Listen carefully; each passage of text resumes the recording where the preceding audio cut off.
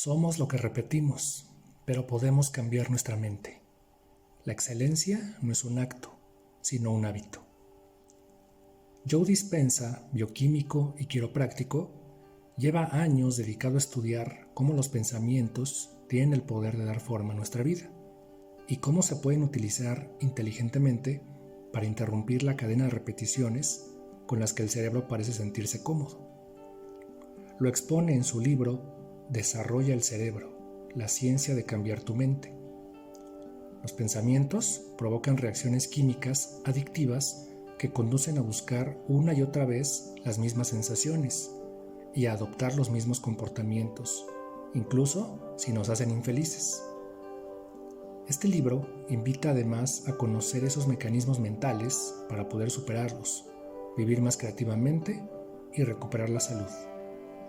Además, recoge, entre otros, el testimonio de su propia recuperación física, cuando un grave accidente le dejó postrado en cama y abocado a una operación quirúrgica que finalmente pudo eludir con autohipnosis, meditación y visualizaciones. Una de las entrevistas de la película documental ¿Y tú qué sabes?, que más interés despertó fue la suya, que explicaba cómo al levantarse por la mañana creaba conscientemente su día, tal y como quería que ocurriese. Quiropráctica, de las manos a las palabras. De su profesión de quiropráctico, ¿qué ha aprendido e incorporado a sus teorías? Una de las cosas que sé sobre la naturaleza humana es que estamos cortados por patrones. Nos regimos por procesos y comportamientos automáticos que memorizamos y que nos resultan difíciles de cambiar. Lo que me interesa estudiar es cómo romper el hábito de ser nosotros mismos. Con la quiropráctica, yo puedo liberar una columna vertebral de las tensiones acumuladas, pero si mi paciente vuelve a su vida cotidiana y percibe los mismos problemas, tiene las mismas reacciones emocionales, los mismos pensamientos y las mismas actitudes, el cuerpo se volverá a contraer de la misma forma otra vez. En nuestra consulta enseñamos a los pacientes cómo empezar a pensar y actuar de manera diferente. ¿Necesitan tanto sus manos como las palabras? Por supuesto, puedes tratar a alguien desde un punto de vista estrictamente estructural y mejorará, sin duda, porque se producirán cambios fisiológicos en su cuerpo, y a algunas personas el efecto les puede durar cierto tiempo, pero al cabo de 6 meses o un año es muy probable que se vuelvan a presentar en la consulta con exactamente el mismo problema, o que busquen otra terapia. Si enseñamos a la gente a ser responsables de su salud, entonces hay que enseñarles que cuerpo y mente trabajan juntos. ¿Lo que la mente entiende, el cuerpo también lo entiende?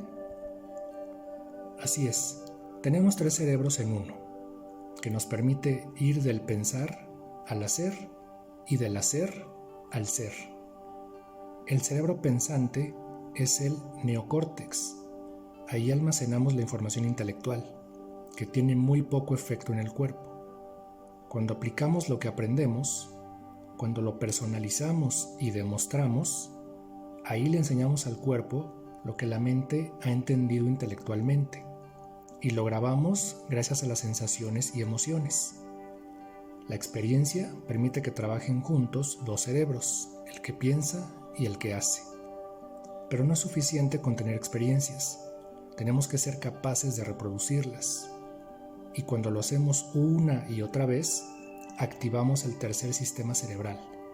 En otras palabras, las memorizamos y se convierten en un automatismo. Entonces llegamos al estado de ser. ¿Qué va primero, pensar o sentir? ¿Somos lo que repetimos? El 90% de lo que somos a los 35 años son programas memorizados, actitudes, comportamientos y reacciones memorizadas. Solo el 10% corresponde a nuestra mente consciente. Así que la persona que ha pensado mucho sobre el sufrimiento y que lo ha experimentado, intelectualmente puede querer ser feliz, sana, libre y proponérselo, pero luchará contra un cuerpo que ha memorizado también el sufrimiento que lo ha llegado a convertir en su forma de ser. Puedes entenderlo, pero hay que hacer algo con esos patrones de conducta, empezar a cambiar. ¿Y ocurre también al revés? ¿Los cambios en el cuerpo pueden afectar a la mente? Esa es la cuestión. ¿Los pensamientos controlan nuestros sentimientos o viceversa? Bueno, en la mayoría de hombres, el pensamiento controla los sentimientos. En las mujeres, son los sentimientos los que controlan el pensamiento. No hay nada malo en ello. Ambos pueden llegar a las mismas conclusiones, porque si una persona tiene pensamientos elevados, va a empezar a sentir de forma elevada, y si se siente elevada, podrá pensar de forma elevada. ¿Cómo usar las visualizaciones para dar un cambio positivo? Puedes entrar en el círculo por donde quieras, yendo del pensamiento al sentimiento o del sentimiento al pensamiento. Cada vez que tienes un pensamiento, provocas una reacción bioquímica en el cerebro, y esa señal se transmite al cuerpo. Si tienes grandes pensamientos, produces sustancias que te hacen sentir muy bien. Si los pensamientos son negativos, ocurre lo contrario. En el momento en el que empiezas a sentir tal como piensas, tiendes a pensar de la forma en que te sientes, lo que a su vez produce más sustancias que te hacen sentir como piensas y pensar de la misma manera en que te sientes. Mantenemos situaciones que nos hacen sufrir porque nos hemos vuelto adictas a ellas, explica el Dr. Dispenza. Romper los hábitos perjudiciales, salir de la adicción a lo conocido. ¿Cómo se puede romper ese ciclo de retroalimentación? La mayoría de las personas no pueden pensar mejor de cómo se sienten. Si están enfadadas, no pueden pasar a la alegría rápidamente. Pero si se separan del entorno y empiezan a pensar de forma diferente, comienzan a experimentar también nuevos sentimientos. ¿Somos poco creativos? Son las adicciones las que nos hacen seguir repitiendo los mismos patrones. Cuanto más practicas algo y más implicas al cuerpo y más lo repites, más lo memorizas. Así es como operamos. Si hacemos algo durante cierto tiempo, se convierte en automático. Ya no tenemos que pensar en ello. El proceso de pensar y actuar, o pensar y sentir, al cabo de un tiempo se convierte en una adicción emocional. La persona que memoriza el sufrimiento no puede pensar mejor de lo que siente. Se queda bloqueada fácilmente en la repetición de pensamientos relacionados con el sufrimiento y la infelicidad, actitudes de autocompasión, etc. ¿Y qué satisfacción busca el cerebro en la repetición? Cada vez que piensas en algo, las neuronas de tu cerebro se activan, pero no se conectan, así que tienes que repetirlo una y otra vez para memorizarlo. Tras un periodo de tiempo, estas neuronas liberan una sustancia que es como un pegamento o fertilizante, que hace posible que las neuronas tengan una relación a largo plazo. En el momento que las neuronas se conectan, se libera una energía y experimentamos la sensación de que algo nos resulta familiar o conocido. Cuanto más se estimulan los circuitos neuronales establecidos, más fuertes se hacen las conexiones sinápticas y más fácil resulta activarlas, hasta que se convierten en respuestas fáciles e inconscientes, o bien automáticas. Deja de sobrevivir y comienza a vivir. ¿Al cerebro puede gustarle repetir algo perjudicial?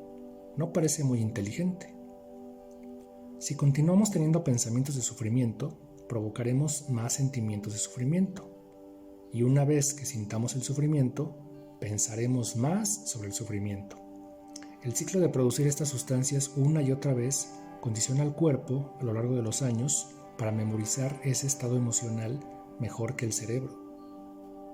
Nos convertimos en adictos a esa emoción y el cuerpo llega a saber más que la mente.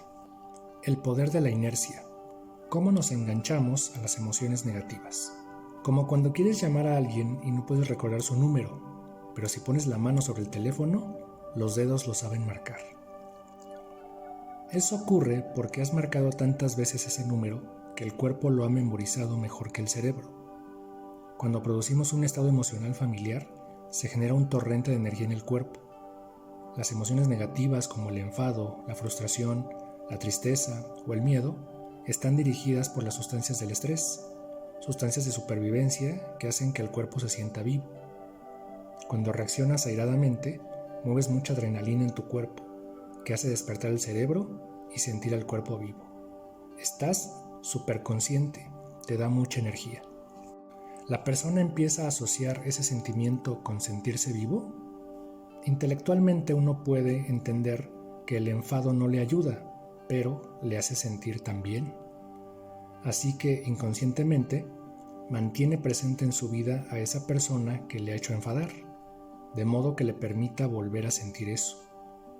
Si hemos memorizado lo suficientemente bien esos estados mentales que dirigen nuestro comportamiento mejor que nuestra voluntad y que nuestra habilidad para escoger, a eso de los 35 años tenemos todo un programa inconsciente, una sola reacción en nuestro entorno, un solo pensamiento inconsciente que puede encender todo este programa, y una vez encendido va solo, en automático. La mayor parte del tiempo que pasamos despiertos estamos pues dormidos o inconscientes. ¿Cómo se cambia? ¿Podemos reprogramar nuestro cerebro solo con nuevos pensamientos? No se trata de pensar en positivo, porque la persona puede sentir de forma negativa. Puede querer algo, pero tener memorizado el estado emocional de la culpa. Cuerpo y mente trabajarán entonces en oposición, y lo interesante es que trabajen juntos. Empezar a cambiar. ¿Cómo serías si fueras feliz? ¿Cuál sería su fórmula? Tenemos lo memorizado, los estados emocionales que dirigen nuestra mente y comportamientos. Hay que familiarizarse con ellos, hacerlos conscientes para poder controlarlos. El segundo paso es reinventarse uno mismo, empezar a pensar en ello. ¿Cómo sería yo si fuera feliz? ¿Qué sería maravilloso? ¿Qué tendría que cambiar de mí mismo? ¿Cuál es mi mejor idea de mí mismo? Cuando empezamos a pensar en las respuestas a estas cuestiones, creamos una nueva mente, hacemos que el cerebro active nuevas secuencias neuronales y combinaciones. Si haces que el cerebro trabaje de forma diferente, crearás una mente diferente. Pero, ¿por qué resulta tan difícil cambiar? Porque esos estados emocionales memorizados son en gran medida inconscientes. Conseguir que el cerebro sea consciente de ello requiere atención, romper el hábito de ser uno mismo. Y porque la mayoría de las personas cuando se sienten mal, encienden el televisor, o llaman a alguien y se quejan, o navegan por internet, se entretienen, no se preguntan, ¿qué es este sentimiento y por qué está ahí? Voy a observarlo, no quiero vivir así. La mayor parte de la gente no lo hace y experimenta crisis vitales, porque ese sentimiento se hace tan fuerte que ya nada puede hacerle feliz. Buscan una relación nueva, un coche nuevo, se apuntan a un club, se van de vacaciones, para que ese sentimiento desaparezca. Buscan siempre algo en su entorno, en su alrededor. El problema es que después de la novedad, el sentimiento reaparece. Nuestras reacciones emocionales crean nuestra personalidad. Puedes sentir tristeza, pero no memorizarla. ¿Y qué propone hacer? La solución es empezar a desaprender. Puedes empezar a preguntarte, ¿en qué emoción vives cada día? ¿Es miedo? ¿Es rigidez? ¿Es tristeza? La primera semana hay que dejar que aflore la emoción y familiarizarse con ella. Cada vez que se siente ese sentimiento, habrá que prestarle atención. Ahí está, llevarlo al plano consciente. Ese es el primer paso. ¿Somos los únicos responsables de nuestra felicidad? ¿Qué papel tienen los otros? Nunca deberíamos hacer a nadie responsable de nuestra felicidad. La verdadera felicidad llega cuando nos superamos a nosotros mismos, cuando vamos un poco más allá de nuestra adicción al enfado o a la tristeza, y podemos sentirnos un poco más libres. Hemos de aspirar a vivir con personas que nos hagan felices y no con las que sufrimos.